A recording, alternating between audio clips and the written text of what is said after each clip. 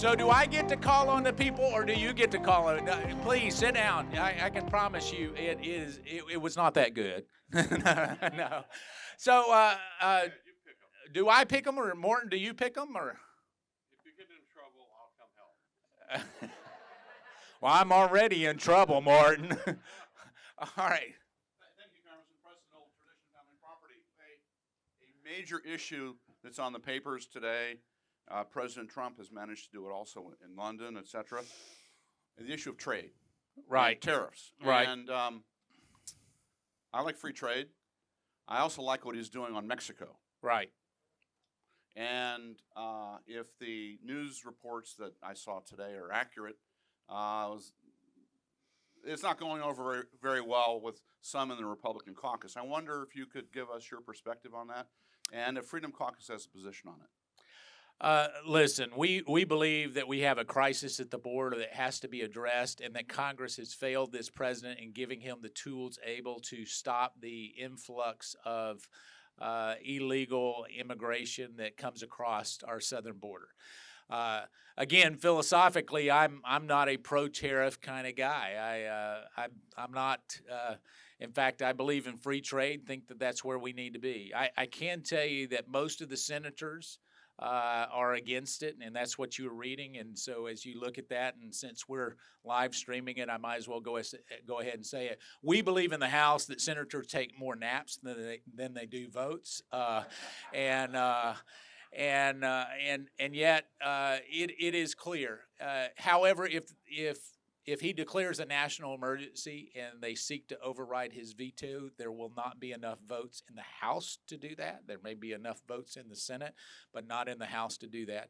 Here's where I talked to the president last night about this very thing, and I can tell you that while we would prefer to not have tariffs initiated unless the Mexican government does an unbelievable job today and tomorrow to convince this president that they're going to help us in this fight to secure our southern border, they will get placed. Anybody who thinks the president is bluffing doesn't know the president, I can tell you. And yet it's interesting because we did a poll. Actually, Scott Rasmussen does polls for us on a regular basis. 76% of Republicans back home support his move. 56% of unaffiliated voters support his move. And those same groups believe that most of them, that the tariffs will hurt them, and they still support his move because they know that we have to do something about it. And so I'm hopeful that Vice President Pence and Mike Pompeo get something concrete. But listen, we've been doing this for a long time. Over 120,000 people came across our southern border last month.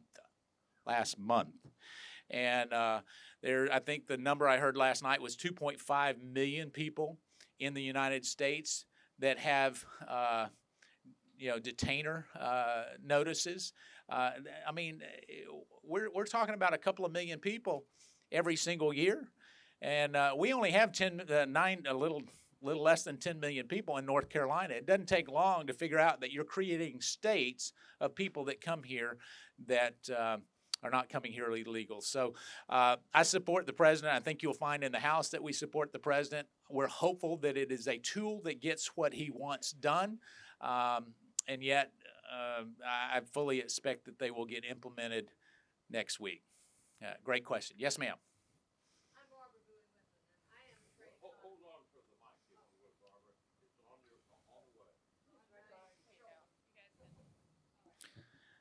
Barbara Bowie Whitman. I am a trade economist who actually worked in Mexico 30 years ago, Right. on the precursor to NAFTA. Right. But I don't want to go the trade route right now, although we're linking immigration and trade in the president's mind. Right. What I want to know is, do we have a prayer of getting any kind of changes through the House under current circumstances that would actually change our law so that everybody in Central America did not believe that the detainer slip was a permiso, which is what they call it? So great question. I think the reason why the president is going this route is that we do not have a prayer of getting it done in the House. And so here's the greater indictment on us. when we had the majority of the Senate and we had the majority in the House and we had the White House, we didn't do it then either.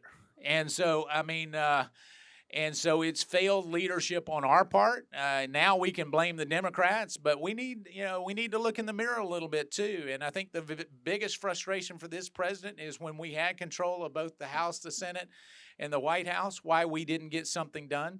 Let me just tell you, he pleaded, I pleaded, a number of us have pleaded, and so I'm afraid that the tools that we have are just not available, and I'm not now. We may find in exchange for something else that we're able to get the tools. I know we've made a number of offers, and this is really more about asylum seekers than anything else. And if we can deal with that particular issue, I think more than a wall, actually dealing with the asylum seekers is the key. And so we're negotiating, but I'm not very hopeful. I'd give it less than a 10% chance. All right, great question. Let me come over here. I don't normally go to my left, so you are all sitting in the wrong place, but go ahead. My name is Darlene Swalford. Just wanted to find out, with regard to the Freedom Caucus, I would imagine it's in your realm, but having conservative values constantly stifled on social media. For example, Trump was in Europe. Yeah. March from British people saying, hey, we love Trump. They were chanting Trump. I forwarded that video. The next day was not available. And so it's a continual banning of conservative views, conservative values, anything that sheds a positive light on our president.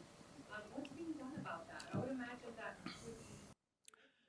Yeah, well, Jim Jordan, myself, Devin Nunes, and Matt Gaetz were 4 people that actually got shadow banned by Twitter. Now, it's amazing that it happened to be 4 people who were outspoken on the Russia collusion narrative that got, but it's just, according to Twitter, just totally a coincidence. And so I just want to let you know that. And so, listen, right now, what we're looking at, I think what the Facebooks, the Googles, and the Twitters would love for us to do is just regulate them. And candidly, I don't know that that's the answer. From a free market perspective, it'd be better if you had a private, another Twitter that would come up. But technology is tough, and the way that they grow these things really has created a real problem. So I can tell you that in oversight, on the oversight committee, Jim Jordan and I are looking at this very closely. It's interesting. We actually have partners in this that are progressives. So the progressives want to either regulate them or disband them because that's part of their philosophy. We're looking at it from a standpoint of free speech and what it's doing to free speech, and a lot of times you don't even know it. It's right. They'll pull down feeds. They'll pull down things that are conservative because of the health of the internet. Now, the only problem is normally those are liberals that are deciding the health of the internet. And so we've got to make sure that those algorithms, we're looking at algorithms that make sure that they're content neutral and that they don't have a political bias. But even the people who write the algorithms have a bias. So we're looking at it. It's one of our top 5 priorities, just because ultimately free speech is what we have to stand for. I don't know that there's a lot of. How many of you actually are on Twitter? Okay, now I don't mean to embarrass you. How many of you are not on Twitter? I need you to raise hands. Okay. All right. So and I get that, but when it comes to changing the way that people think, I can tell you that we tweeted out yesterday, and we were in 3 or 4 articles yesterday afternoon.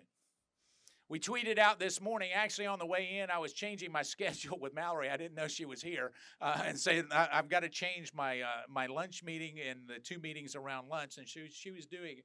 But we're actually tweeting out something on tariffs and on immigration this morning. And I can tell you that it has already probably reached, if we've tweeted it out this morning, we've already probably reached 5,000 or 6,000 people. But more importantly, the 5,000 or 6,000 people we reached were actually people that were writing news, and they're having a quote from Mark Meadows while I'm sitting here talking to you. We have to stay engaged. And here's the thing is, this podium would have been filled this morning by somebody. It would. I mean, if I wasn't here, somebody else, Morton, would have been here, right? Probably a lot better than me. But this podium would have been filled this morning. And the question is, if the podium is empty, who is going to step up and be there? And that means on every single platform, conservatives need to speak out. They need to be involved. And even when we get trashed, you look at my Twitter feed, they don't say nice things about me. So I don't read it anymore. You know, so we just have to stay engaged, because if we're silent, we have censored ourselves, and then who do we have to blame for not taking it? So we need to make sure that we do that. All right, I'm going to go back to the cheap seats or the peanut gallery, the guy with a nice tie back there.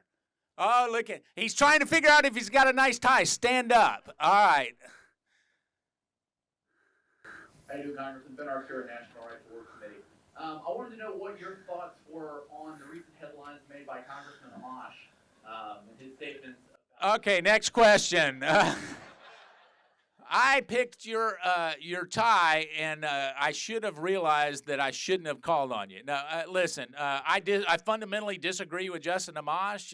You know, he's a member of Congress. He has a right to express his views. And candidly, I think they're poorly informed, and they're fatally flawed in their conclusion. And I say that having read the Mueller Report twice, and I'm on my third read, which it'll put me to sleep now because I've read it. There are no surprises after you've read something twice. And I've also read thousands and thousands and thousands of other pages, and here's what I can tell you. There are flaws in the Mueller Report, inaccuracies in the Mueller Report. It is a one-sided report that was put together by a prosecutor that was not cross-examined. And I can tell you that when the truth comes out on much of that, what we will start to find is that not only the things that Justin Amash hold true. I mean, he's big about civil liberties and making sure that FISA abuses don't happen. I can tell you, they knew inherently before they got the first warrant to surveil Carter Page, they knew that the dossier was false, and they knew that Papadopoulos was innocent, and yet they continue to do it. We have to stand up against that. But thank you so much. All right. Morton, I'm going to let you start picking. All right. We got 20 people back there, and we've got 2 back here to my right. All right, this lady up front. Hold for the microphone, please. My name is Justine Wansack. I'm running for Congress in Arizona's 2nd District. I meet with a lot of Border Patrol agents. I meet with a lot of families that are along the border. Is there any talk in Washington about the health issues of the immigrants that are coming over? Why isn't the CDC being deployed there to check on these? We're getting talks of bubonic plague. We're getting talks of all of these diseases that we've managed to eradicate for 100 years are coming back. Yeah. I know for a fact in talking to some of these Border Patrol agents, there's no testing. Yeah. There's no management of this, and they're scared to death, and so am I. So yes, is there talk? Yes, there's talk, but that's about all there is. And so when we come to that, here's what we're up against.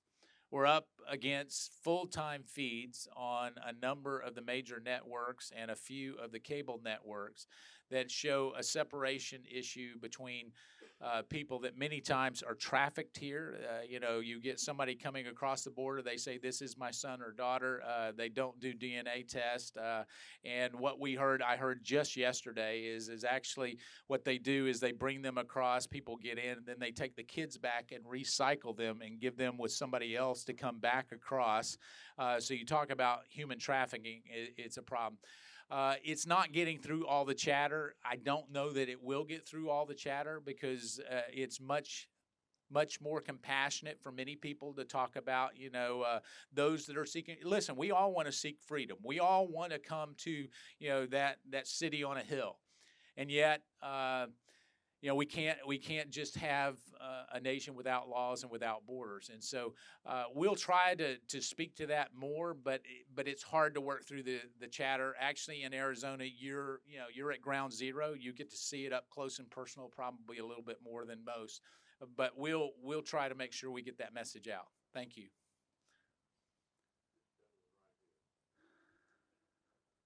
Thank you. First of all, Congressman, thank you so much for being a voice of truth in Washington. Thank you. And my question is, President Trump, in the first words of his inaugural address, talked about taking power out of Washington and giving it back to the people. And I heard him say it again at the NRA convention a month ago. And I want to know, what ideas do you and the Freedom Caucus have for actually taking power permanently out of Washington, giving it back to the people? Yeah, so here's a president who, by most accounts, will say that he wants to consolidate power in the Oval Office, and some of the things that he's done would support that hypothesis. And yet, I can tell you that he is probably the only one willing to strike regulations and get them gone. We, at the very early portions of this administration, we gave him a book of 312 regulations that literally would take the power from the bureaucratic state here and actually allow him to strike those, some by executive fiat, some by legislation, but most of this could be done through the executive branch. And in doing that, if he implements all 312 suggestions that the Freedom Caucus put forth, we would fundamentally change the way Washington, D.C. works. That being said, he's actually, for the most part, worked through, I think, about 60% of those suggestions that we gave him in different ways.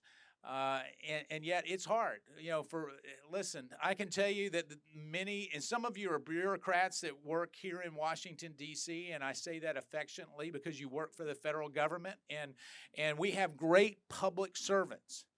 We have some that are great public servants that work for the federal government, but all they want to do is grow the size of government. And so in doing that, we've got to stand up against that. And I can tell you, for every regulation that he tries to get done, what we see is even with his political appointees, they won't support what he's trying to get done. And so we need to make sure we put the right people in the right place. But then we also need to applaud him when he does things to actually limit the scope and power of government. And yet, we, even as conservatives, we tend to criticize more than we applaud. And so I would encourage you, when you see something good, applaud. We try to make sure that we take that message directly to the president on TV, whether it's on MSNBC, CNN, or Fox, or any of the networks, and tell him when we believe that he's done something right. It helps because when I tell him he's done something wrong, that's not fun to tell the President of the United States that you don't agree with him. And I try to keep that in just short doses or small doses, let's put it that way. But he's working on the regulation side. If some of you have given me some ideas this morning, I promise we will get that to his team, and they will be delivered to 1600 Pennsylvania Avenue. Yes. I think. The lady there.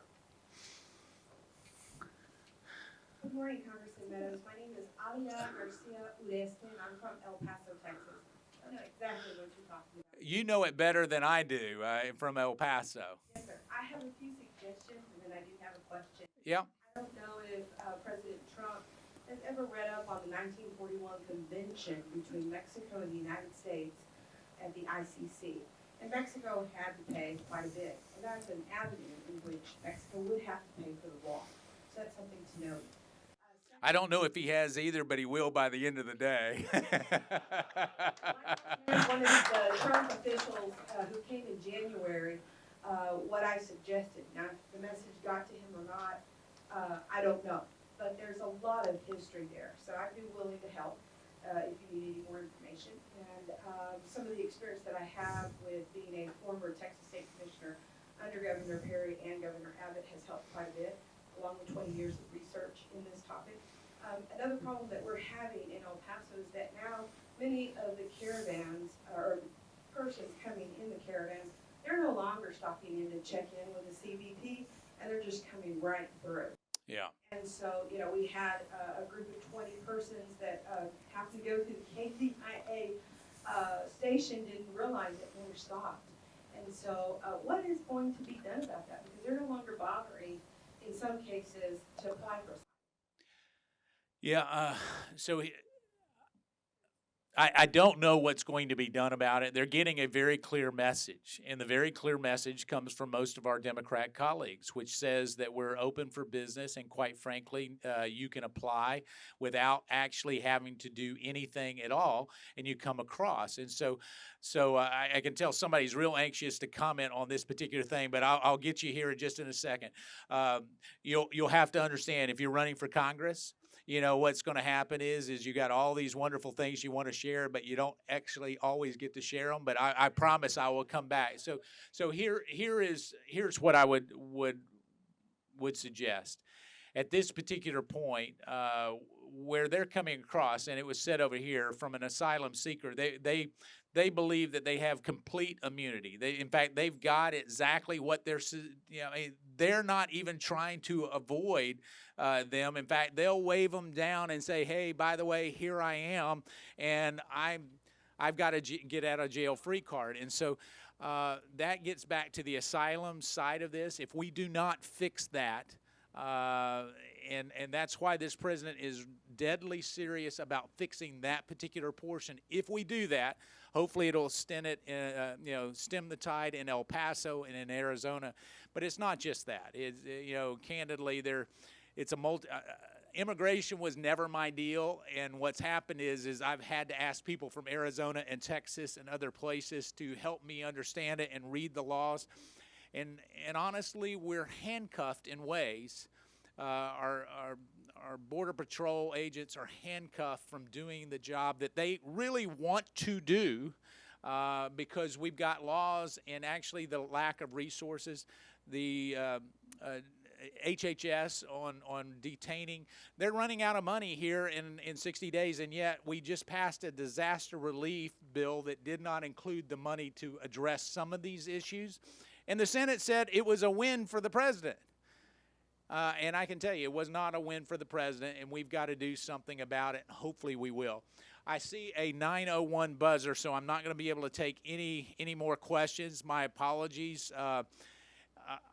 Let me close with this. Morton, thank you. Thank you for all you have done. Morton's got a birthday coming up in November, and he will be 80 years old in November. So I'm going to close with this. It is a house birthday song. I'm going to sing you a birthday song, and it is truly just from the house. This is your birthday song. It doesn't last too long. Hey, that's it.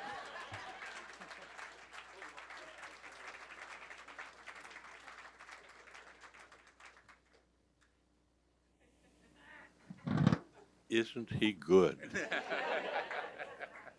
I thank you so much for coming. Everybody,